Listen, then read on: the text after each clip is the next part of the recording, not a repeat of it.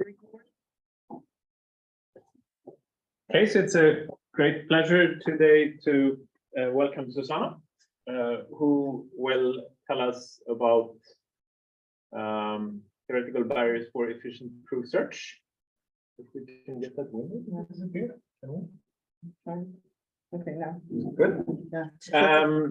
And so this is an opportunity, I guess, for us here at Lund University to welcome our still relatively new assistant professor, and then we have our friends on the internet, and you're welcome to ask any questions you might have either in the chat, which I will be monitoring, or you can just unmute and speak. So without further ado, Susanna, please. Yeah. Thank you. Okay, so yeah, I'm going to be talking about what are some barriers for efficient proof search. Your camera seems to be off, though. My camera? Yeah. There's no video. Oh, You. but, Oh, the owl. yeah, the owl should do the video. It's not doing it.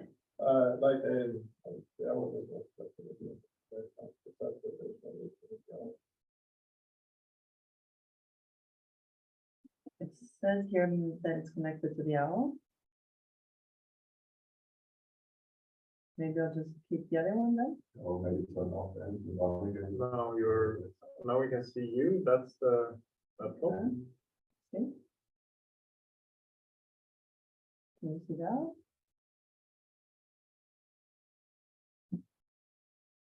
No? No, nothing Oh. else.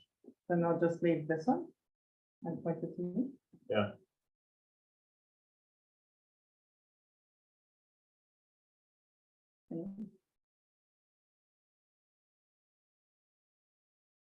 Okay, so the question here is, how hard is it to find proofs?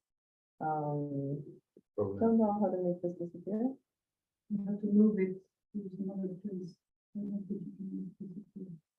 You can grab it and try to move it. To the side. more you can.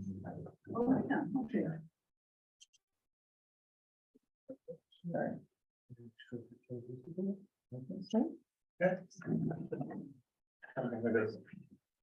All right, let's see. Okay, so yeah, the question is, how hard is it to find proofs? So can a machine actually substitute a mathematician? And this is a question that was asked already in the 50s. So this is what is known as Gödel's lost letter, which he sends to von Neumann. And what he is asking about is exactly the question we're interested in. So can we construct a Turing machine that, given a formula in first order predicate logic and a natural number n, will decide if there is a proof of this formula of length n? Okay. So what first he states is we can obviously construct such a Turing machine. But the question is, how many steps will this machine need? So it defines this function psi of f of n to be the number of steps that a machine needs to answer this, and phi of n as the maximum for any formula, okay, of a given size. And now the question is, how fast does this grow? Does this function grow? So he's saying here that he can show it's greater than some linear factor, but is there a way to construct a machine that actually finds proofs of size n in linear in n, or even quadratic? I guess this was his notion of efficiency at that point, which is perhaps similar to what practitioners would think of as efficient, but and now right, so his conclusion is that if this were possible, then the mental work of a mathematician concerning yes or no questions would be completely replaced by a machine, because basically anything that a mathematician would be able to find, the machine would be able to find. Okay, so this is this clear, like the idea here, what we're trying to answer? Okay. So, this is a proof search problem. We're given a propositional formula F, an integer s, and we want to determine if there is a proof of f of length s. Okay, and now to make this more concrete and applicable for the several proof systems, I'm going to define actually a similar problem, which is I'll be given a formula in CNF form, which means that it's going to be a conjunction of clauses. And here clauses are just disjunction of literals, like of variables or negation of variables. Oh, sorry. And now we want to determine whether this formula is unsatisfiable, or whether there exists an assignment that satisfies all the clauses. Okay, so the question is there a refutation or a proof of unsatisfiability of this formula of length s? Okay, so you can also view this as a proof by contradiction. So we want the proof that this is not satisfiable. So the not f is going to be always true.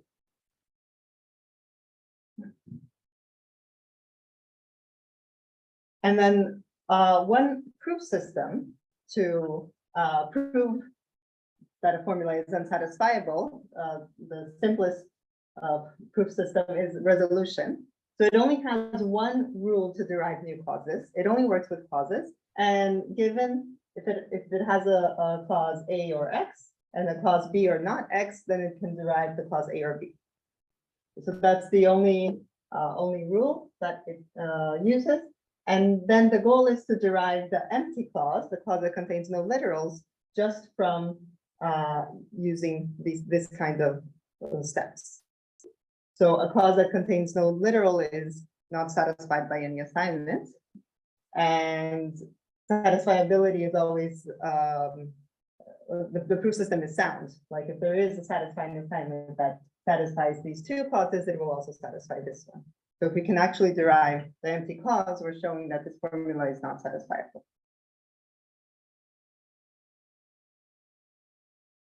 And now just for a bit of notation, so that this proof will always look like a DAG, because we will use already derived clauses to derive new ones. If this DAG happens to be a tree, then we'll just say this is a tree-like refutation, tree-like resolution refutation. Yeah. And then measures that we care about, for example, we care about the size or the length of a proof. I'm just going to use these as synonyms. So that's just the number of nodes in the tag. So in this case, it would be 510. So the size of this proof would be 10. And then another measure we'll care about is the width of the proof, which is the number of literals in the widest clause. So we just look at all clauses in the proof and which clause has the most literals. So in this case, it's 3. It's a clause with 3 literals. So these are the two measures we'll care about. So the first results about how hard it is to search for proof were, well, one result from 95, Sambas proved that to determine if a proof has a proof, if a formula has a proof of size S, is NP complete for Frege systems. So the standard Frege systems that we don't have to look at the precise definition, but it's just for these systems it's hard. And here the question, which we're trying to answer is there a proof in this system? So for Frege systems, we know this proof is entering this is NP hard. Also for resolution, which we saw, it was also shown that it is NP hard, even not even to determine exactly if there's a proof of size S, but even up to some additive polynomial factor. And then it was shown that it's even NP hard to approximate within a linear factor. And this was for several proof systems, including resolution and some Frege systems.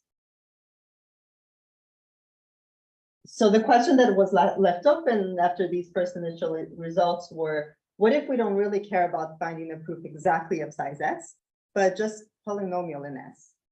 What happens then? Can I actually do something better? Okay. So to answer this question, this was defined in the paper 97, the notion of automatable. What is a proof system that can be automated? So ignoring the parentheses for now, a proof system P is automatable if there exists some algorithm that receives as inputs our formula and will output a P refutation of this formula in time, polynomial on the size of the formula plus the size of the shortest formula. So let's see a picture. So we want a deterministic algorithm. It will receive as inputs some CNF formula. It should output a refutation of the formula in a given system. And it should run in time polynomial on the size of the input plus the size of the smallest possible output. So it has to have time to at least produce the output, and it has to have time to read the input. So just polynomial on that.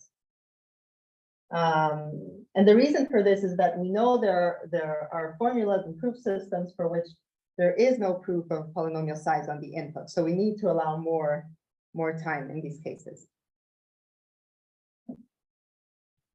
Is this clear, like what this definition kind of?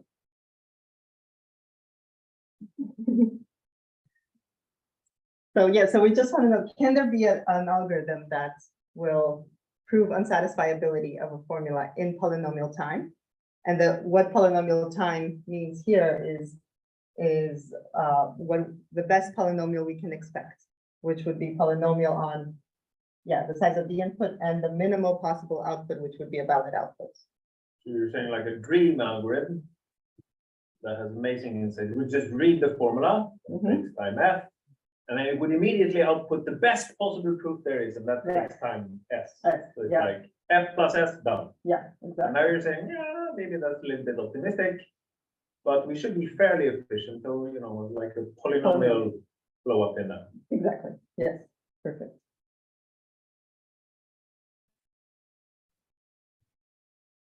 Okay, so then the question is there some proof system which is automatable?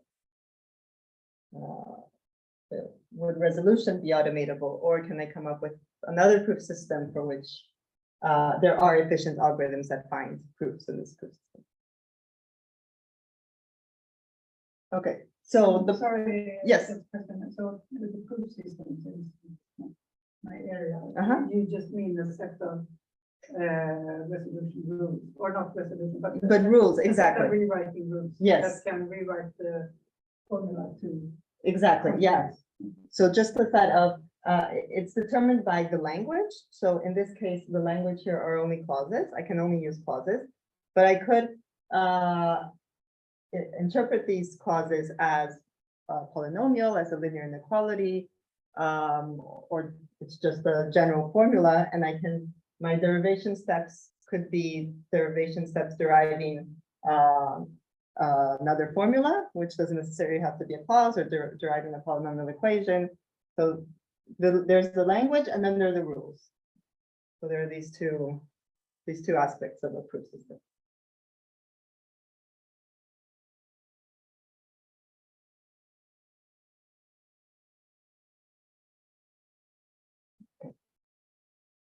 Okay, so for this talk, what I'd like to first and the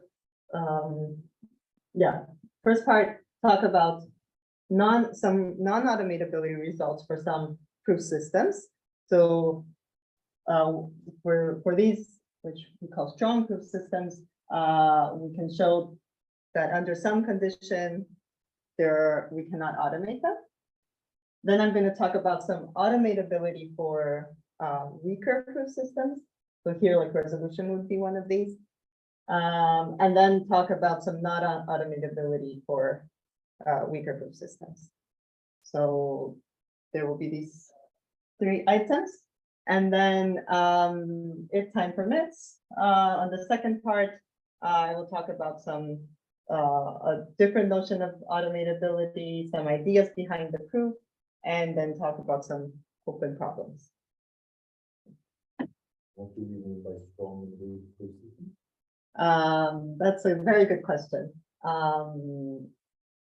One possible definition would be strong proof systems are proof systems that we, I was going to say that we don't know how to prove lower bounds for. So I'm not sure if that's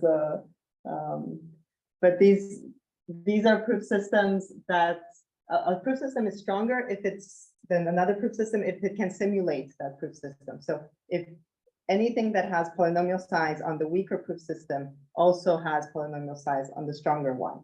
But there's like this simulation, then we can say it's stronger. And here the definition I'll be using for strong proof systems contains a it'll come up now. So these are proof systems I'm considering strong. So these are just they're Frege proof systems. This one we can actually prove some lower bounds for, but nothing above this.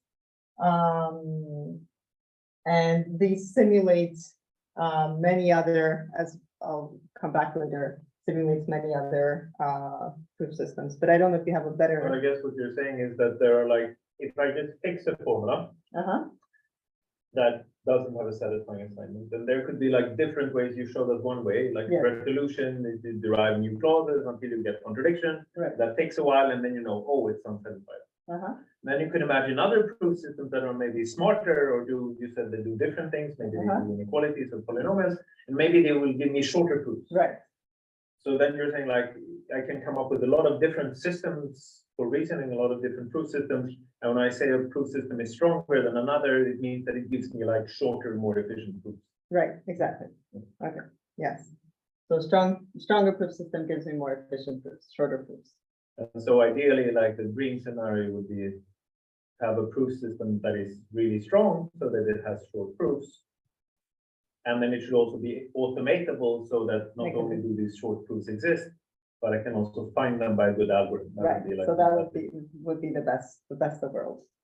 So a proof system that is guaranteed to always have short proofs, and that I can always, when short proofs, well, that I can always find these proofs efficiently. And if we could actually show this, then we would be showing that P equals NP. So that's yeah. So here. So these are proof systems. So their language they're working with formulas, and the difference is only that these are working with bounded depth formulas. These are working with bounded depth formulas with threshold states. These are working with general formulas, and those are working with circuits, not only formulas. So they just get stronger and stronger. And the first non-automatability results were shown for these very strong proof systems, and they were shown under some condition. And the reason why there's always going to be a condition when we're talking about non-automatability is because if we could show that this was a hard problem, then we would be showing that P is different from NP. So there's always like some condition when we're proving non-automatability results. So the first result was showing that extended Frege is not automatable unless RSA can be broken by polynomial size circuits.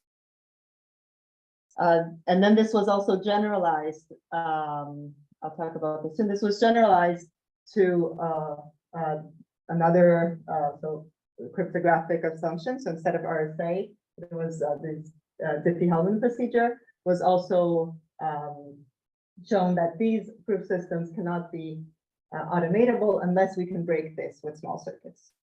Okay, so since we believe these are hard problems that we can't break RSA with small circuits or Diffie-Hellman procedure with small circuits, then we believe that these are not automatable. And perhaps I'll skip for now. I can get back to later how these results are proven, but I'll just skip this for now.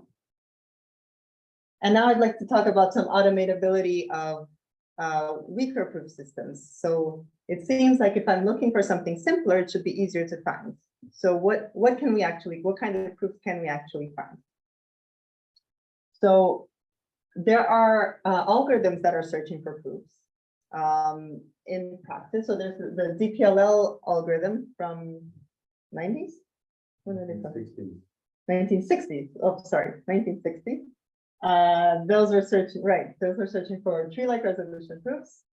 And then CDCL was that what was it? 1996. Oh, 1996. Those started searching for resolution proofs, so like reusing clauses when they're DAG-like. So in practice, these were actually, well, CPCL, I guess, was working pretty well in practice. But then there were also other algorithms that are searching for proofs. So there are algorithms searching for proofs based on Hilbert's Nullstellensatz. So here we have polynomials. We have algorithms that use this Gödel basis computations, and these are searching for proof system also using polynomials. Then what Jakob works with are pseudo-Boolean stat solvers, also works with, which is searching for proofs in a proof system that uses linear inequalities. And then you have other, linear programming relaxations, STP relaxations, which are also algorithms that find either Shirley-Adams or sum of squares refutations. So there are algorithms that are actually searching for proofs. So what can we say about these proof systems, which are actually being used in practice? So, oh yes, so these work with clauses, these work with polynomial equations, linear inequalities, and these are polynomial equations and inequalities over the reals. So we don't really care here about the precise definition of these. It won't really make a difference. And there is like a hierarchy of simulation here. So these on the top are stronger, and tree-like resolution would be like the weakest one. So a tree-like. Let's see if I can, I'll just try to start to close this. Also an option to remove the back and forth. Yes, more and more. Oh, yeah. I don't need. Voting meeting control. Okay.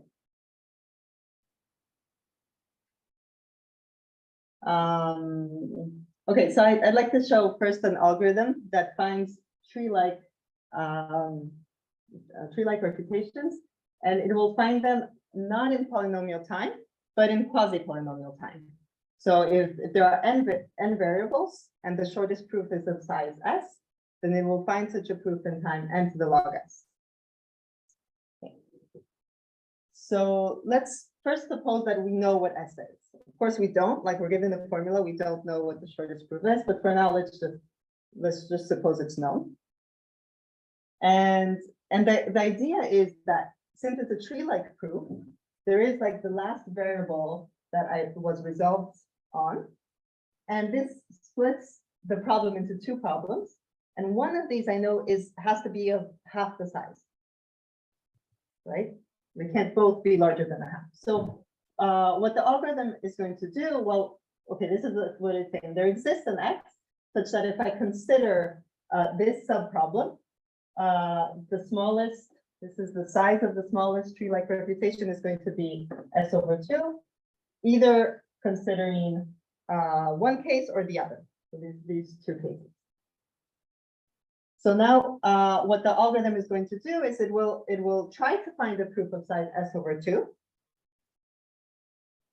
And for every variable and for every possible like two sides of the problem, it will try to find the proof of size s over 2. So it will run recursively here with one less variable.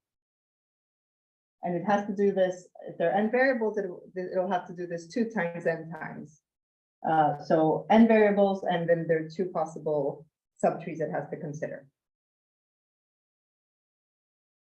And once it's done with this, it will call the same algorithm again, now with 1 less variable, but we have no guarantee like of how big the proof is going to be. So we'll just have to run it with the same parameter s.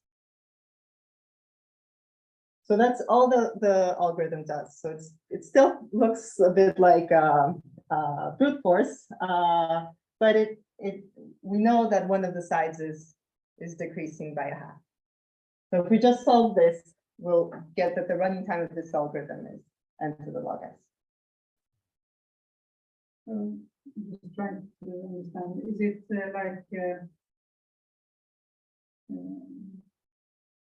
so it's not proof search, so the proof will be the tree that you don't know how deep it is, but you go down to a certain depth and not longer, because you know that if you have to go longer, you can find it and get that, something like that. So why, yeah, like why you know that the depth, like how far the depth can go? Is that the Yeah, you question? don't know the depth, but you, okay, so it's more like a breadth first search, or, I mean, you can't do a depth first. because You can't do it's a depth, long. yes, yes. Yeah. So You you, do, or maybe, yeah, sorry. no, that's good. So you're trying to split the problem into 2. And so this problem here, it looks slightly different from the original problem. So so you're right in asking. Because now in this problem, in this tree here, now this is what I would like to derive, and it's not the empty clause. So it's not exactly like the same problem there, but we can consider a restricted version of this problem, which will actually be the same problem. So that's what I was trying to do here. So now in this version here, I won't have to consider this variable, so I'll have 1 less variable, and then I'll be trying to derive. It will be a similar problem where I'm trying to derive the empty clause. So the basic idea is just trying to split the problem into 2 and treat each of these separately. And only the one that is halved, I have to repeat many times. The other one I only have to repeat once. So I won't actually find a proof of size s, but I'll find a proof of size quasi-polynomial in s, or n to the log s. Not sure if that made some more sense. No. No. I get some kind of review, but I don't think I know if I could write down the idea. Okay, never mind. Yeah, but that's probably because I'm hiding. I did not explain like what this means when I restrict the formula. So what one way of viewing this is I'm going to set the variable. I'm going to set this variable x1 to be true, so that this is not x1. So I'm setting x1 to be true. So this becomes false. So this becomes the empty clause. And now I do the same restriction over the whole formula. Now I have a new formula. If I find a proof of the empty clause from this new formula, then I know that from my original formula, I'll have a proof of not x1. So there's this extra like restriction step. Yeah. Okay. So, okay, so then the only thing that's left, well, we don't really know s, but then we can just try this algorithm for s equals 1, 2, 3, and at the first time it actually produces a proof, then I know that there was a proof of size s, and I ran in time at most n to the log s. So it will be at most s times this, which is at most n to the log s.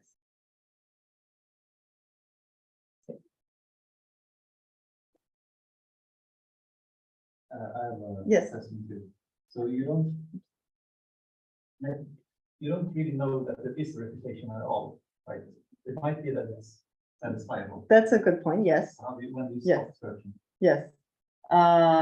So this algorithm here is only guaranteed to produce a proof of size n to the log s if there is a reputation of size s. So if there's not, then I mean you could run this until s equals 2 to the n. You know that there's always a reputation of size 2 to the n. And then and then you would know that there's no reputation. But yeah, that's a good point. Well, if there is one, you will find it. Yes. This phenomenon time of possible. In quadruple, yeah. And if there's not, you will have to run to the end. Then you would have to run to the end. I mean, if there is a satisfying, then you'll stumble over it as you set your variables, right? One of these branches in your tree, you will have set x1 to true and x2 to false, and suddenly you realize, oh, there's nothing left in my formula, all the falses seem to be true, and then you can immediately terminate. That's what's going to happen. It's not that you're going to run to the end. When you find an assignment that satisfies the whole formula. But when then you can terminate. will you In the find worst that case- before you get to the end? I mean, you might not. in In the worst case, you that's might and the worst case, I don't, maybe you will, but I'm not sure. Yeah. Yeah, but you could definitely terminate earlier, but I'm not sure if in the worst case, you can guarantee that it would terminate early.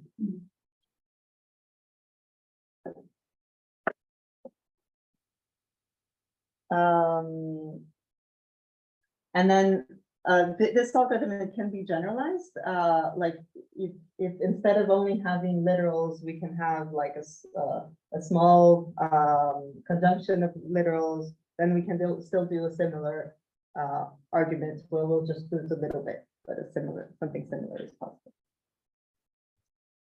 Okay.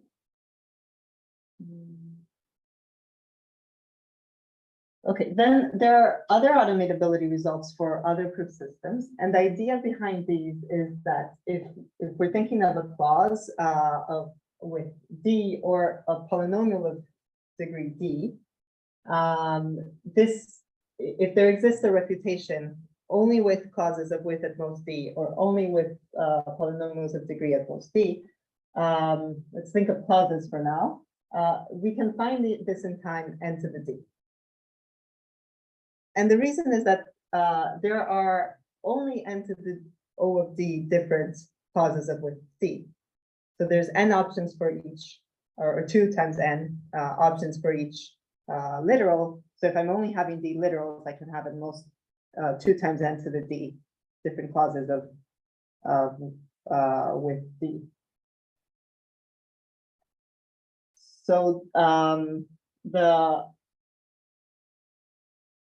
So the algorithm that finds this will simply try to derive all clauses I can within this restricted width, and there's only like n to the O of D clauses I have to try. So that's why it can run in this time. And there's a results that for these proof systems highlighted here, if there is a small refutation, then there is a refutation of small degree or small width. So this is a result proven in these papers. It's not obvious, and it's not super great width. It's well, it's better than the trivial would be just n. So it's better than that. It's square root n times log of s. So this gives some kind of automatability result. So what this is saying for these proof systems for which this holds is that I can actually find proofs in time n to the square root n times log s. The reason this is not super great is that I can always like find some refutation in time 2 to the n, because there's a trivial one and I just try all the possible assignments, right? So this is somewhat better than the trivial refutation, but it's not significantly better. Okay. So now for non-automatability results of these weaker proof systems, it was the first such result was that we can't automate resolution in linear time unless p equals np. Then it was generalized for polynomial time with a stronger parameterized complexity assumption. And what they left open was like, okay, I can't do it in polynomial time, but can I do it in quasi-polynomial time, like was the case for tree-like resolution? Can I also do resolution in quasi-polynomial time? And then there was some results showing something slightly better. But then finally, in 2019, Atselias Muller showed that resolution is not automatable in time polynomial in n, unless p equals a p. It's not automatable in quasi-polynomial time unless np is in quasi-polynomial time, and it's not automatable in sub-exponential time unless np is in sub-exponential time. And here sub-exponential, exponential in n to the little o of 1. So I can't do anything much better than the 2 to the n unless I can solve all problems in NP in sub-exponential time. Okay, so this was really like the best possible kind of result we could have for automatability. And then here I was like pointing out these results here, they also applied for tree-like resolution. So they're also true, which was also why they were hard to make stronger, because tree-like resolution is automatable in quasi-polynomial time. So to make this stronger, we needed a technique that would only work for resolution and not for tree-like resolution, which was what Atselias Muller did. Okay. And then I'll just list some follow-up results.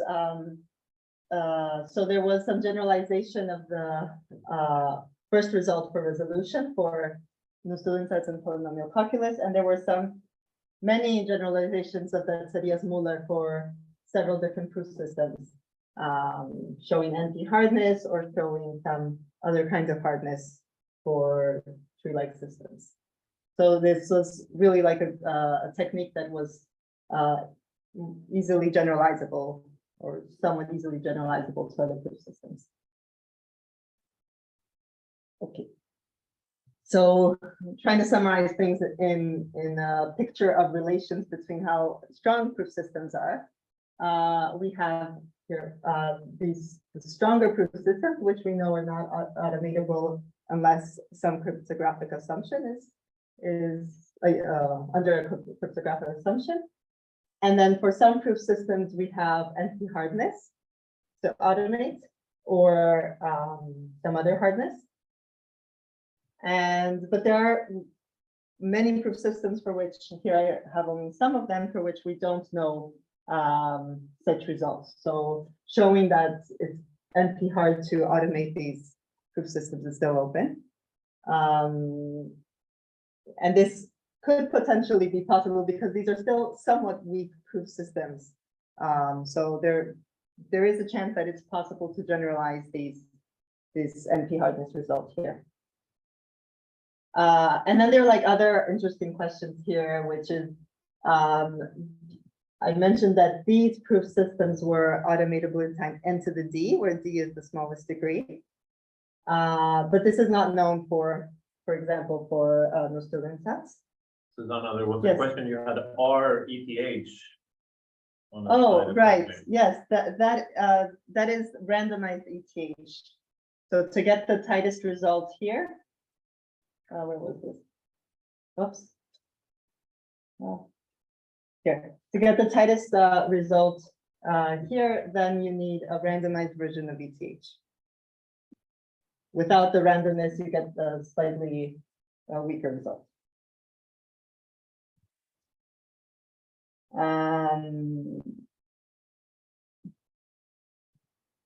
So, yeah, so showing also like, automatability results for the students that, and when I was preparing this, I was thinking also, like for cutting planes, as far as I know, we don't have any algorithm that can automate in any non-trivial time.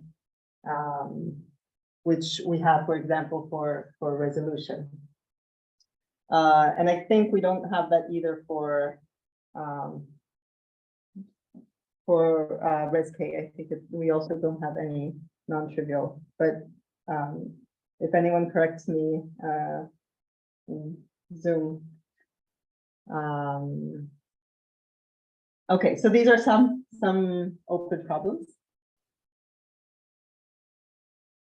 And now I would go to the second part and mention a little bit of some ideas behind the proofs and some related questions. Should I continue? Okay.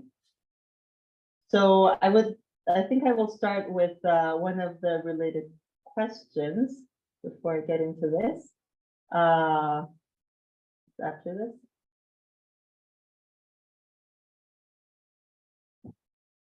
Okay. Wait, no, it's after this. Okay, going back to Gödel. So continuing his letter, he was saying that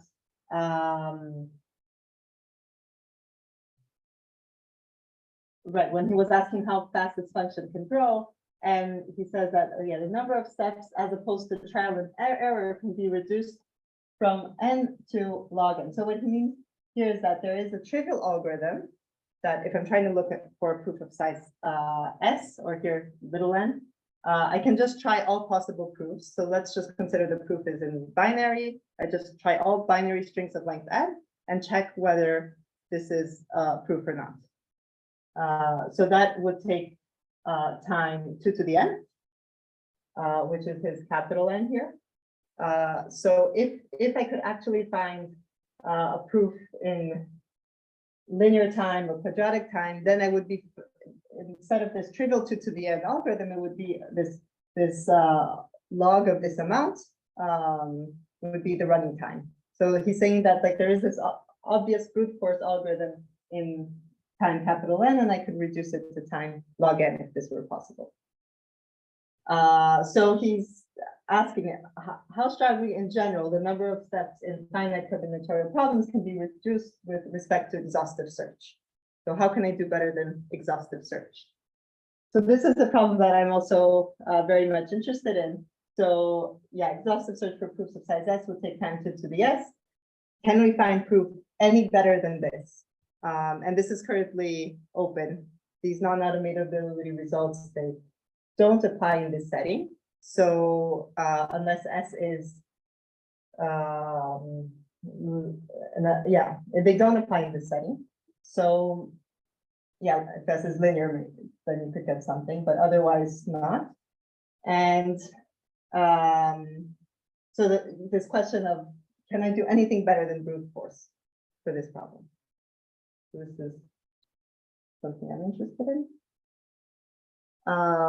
And this is related to the problem of, can it be harder to find shorter proofs than it is to find longer proofs?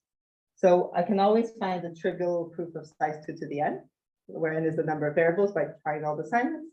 But suppose there's a proof of size n squared. Can I actually, to find this proof of n squared, can I actually require time 2 to the n squared? It seems like, well, yes, it could be harder to find shorter proofs, but could it be that hard that I would need even like exponential time on the side of that proof to find it?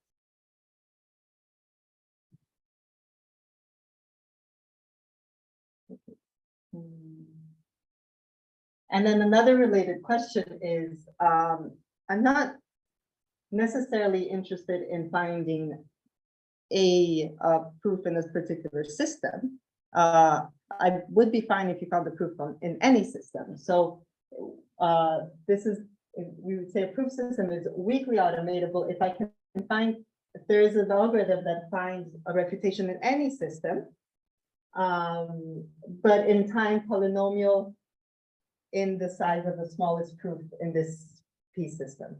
So we're allowing more time. We're allowing time, so we can think of this Q as a very strong proof system. We're allowed to do like anything in that proof system. And we're allowing time, which is polynomial on the size of the shortest proof in this weaker proof system that actually has only longer proofs. And still, we don't know whether it's possible to find whether there are proof systems that are weakly automatable. So that, yeah, we can find proofs in other proof systems. And yeah, so I'll just summarize some of the open problems, and then I think we can leave proofs for the second part. So there's some so yeah, some of the open problems would be obtaining non-automatability results for proof systems like these proof systems which we think are weak. So we think it should be possible to prove these. There are also like tree-like systems, which seem to be the tree-like systems are easier to automate because I can break them into like these two different problems. But still, there are proof system, tree-like proof systems that we don't know how to automate, and we can't prove non-automatability results. So I think that's also like an interesting problem. This weak automatability problem, like there we don't have. The only results here are for the very strong proof systems, but other than that, we don't have weak automatability results. And then how hard is it to prove? Yeah, this is something I didn't mention here. Oh yeah, how hard is it to prove lower? Okay, sorry. This is how hard it is to prove lower bounds for a given proof system. So this is very related question. Like, how hard is it to show that there is no proof of size S? And then these like stronger non-automatability results. How hard is it to find a proof of size S? Can I do that in time less than 2 to the S? And is there, if it is hard to find proofs, is there an optimal way to search for proofs? Even if it's a hard problem, among the possible algorithms, there might be an optimal one. So can we determine what these optimal algorithms would be? And that's Here.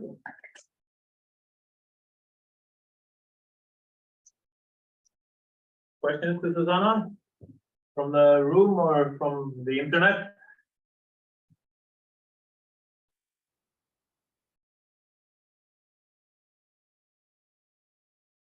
So could you elaborate how hard is it to prove lower bounds for a proof system? You mean like in a proof search for lower bound sense, or what? Or is it more like in some kind of meta sense? Understand why it's hard to prove lower bounds, or how should I understand that question? Yeah, I skipped a bit. I can go back to it later, but the idea is that if a proof system can prove that there is no small proof, how do I prove there's no small proof? No small resolution proof. You write down the formula claiming that somehow there is a short proof. Yes, I can, exactly. So I can consider like, if I can prove a lower bound for a proof system P, I have a formal proof of this, and I can consider what proof system can I write this formal proof in, and how strong of a proof system do I need to be able to prove lower bounds for different proof systems? That's the question.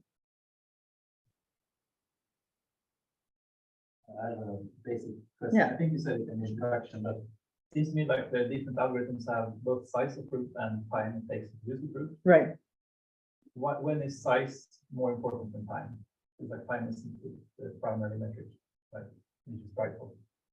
When is size more important than time? Yeah, That's a great question. One possible would be if I have to keep the proof somewhere. So I have to write the proof in hardware and I want to keep it. So there, maybe I'm okay with spending more time, but I would like a shorter proof. It would also make the verification time faster. And so, for example, I'm just thinking now, like the 4-color theorem. The first proof was like several, I don't know how many gigabytes, terabytes it was. Then there was a whole quest of like, let's search for a smaller proof. And because you would be able to verify it faster, I guess. So I don't know, that's one. I don't know if other people here have other reasons for, yeah.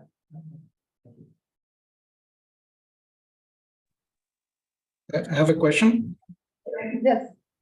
Yeah, so the question is for degree automatability, everything is fine with Shirley-Adams and polynomial calculus over finite fields. I can believe that. But for polynomial calculus over reals and sum of squares, I think there are issues with coefficients, whether the coefficients could be too big.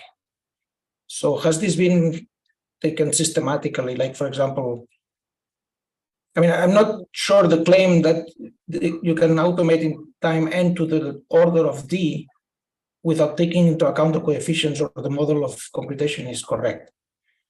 So maybe we should be a bit more careful and come up with some statement to actually back up this, or what do you think? Right. That's a good point. So for, I think one restriction here is that we're considering Boolean formulas.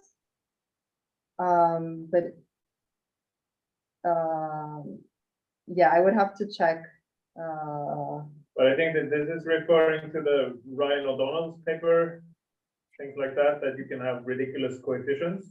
Yes, the thing, but Susanna is But right. I think, because I think this doesn't happen for CNF formula. Yeah, Well, I think so. it's not proved yet. It's not proved, so we don't know, right? I don't think it's written up carefully anywhere. That's what Albert said. Oh, I think the conventional wisdom, okay, yeah, I haven't seen this written up carefully, no. So I know Thomas looked at this carefully, and so he came up with these examples, but they are still not CNFs, and it's still open for CNFs whether you can have such bad examples or not. Oh, you're saying, okay. Okay, So- I think that's interesting to look into. So both things I think are open. Whether proofs can of size n to the order of d is always possible for CNFs. I don't think this is known. And the other question is whether it's hard. I don't think it's known either. That's it. Whether it's Hard to find them. Like for polynomial calculus over the reals, for example. whether they exist and whether it's hard to find. Okay, I see. Okay, I'll try to, yeah. This has, in fact, it has generated some mistakes that we have been making these claims for a long time, right? That n to the d is enough and careful. I mean, for sum of squares, it's very tricky because there are precision issues. And I think that's all I wanted to say. Okay. So there's another question about this randomized ETH. Right. Okay, so are you going to talk about this? I can talk about it in the second part, yes. Okay, so is it due to the reduction, or is it due to the problem you start with? It's due to the fact that we don't know the expander graphs, constant degree expander graphs with the one side of size n squared and the other of size n. Okay. So we only know randomized constructions of those expanders. Okay, thanks. So I think we should thank Susanna again.